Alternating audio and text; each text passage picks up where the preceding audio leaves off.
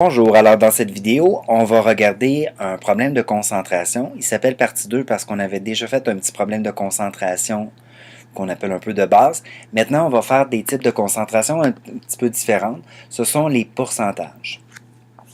Donc, les différents pourcentages, il y en a trois.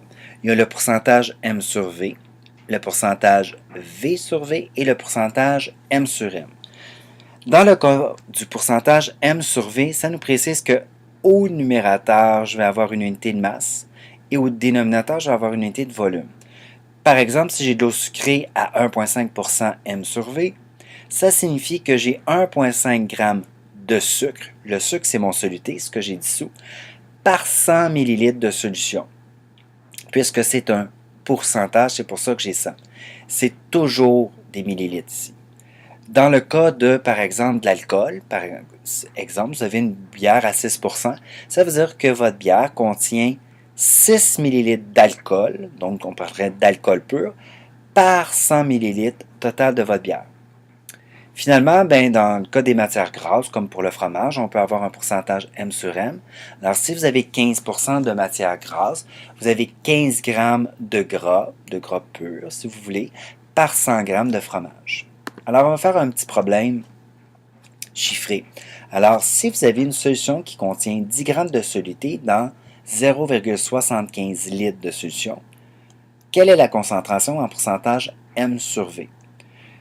Comme tous les problèmes pour les résolutions qui demandent un calcul, on va toujours sortir nos données. Donc, je connais ma masse qui est 10 grammes parce que je sais que l'unité de la masse, ce sont les grammes. Puisque à côté de mon point 75, j'ai l'unité du litre, je connais donc mon volume qui est égal à 0,75 litres. Je cherche la concentration, c'est C majuscule. J'ai une formule qui me dit que la concentration, ça va être la masse sur le volume.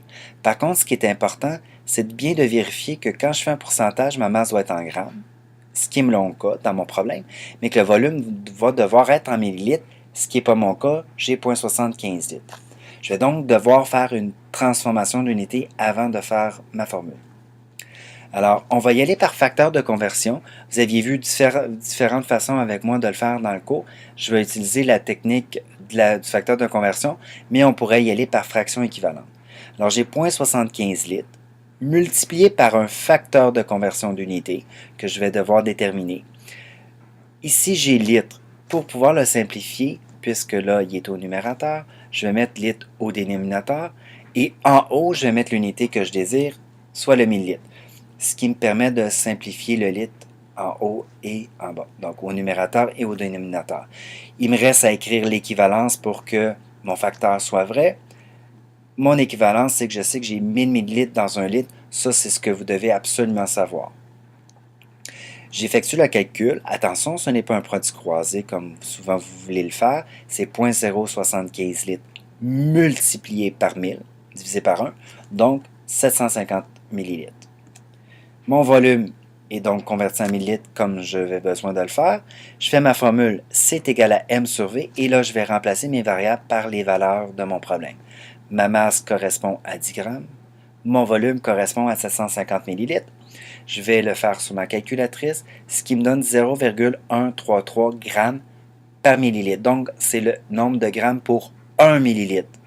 Moi, j'ai un pourcentage, donc je veux savoir pour 100 millilitres. Je vais donc devoir multiplier par 100 pour l'avoir en pourcentage. Donc, j'ai 13,3% M sur V. D'ailleurs, si je prends le 13,3 et je redivise par mon 100, je vais revenir à ma réponse que je viens de calculer ici.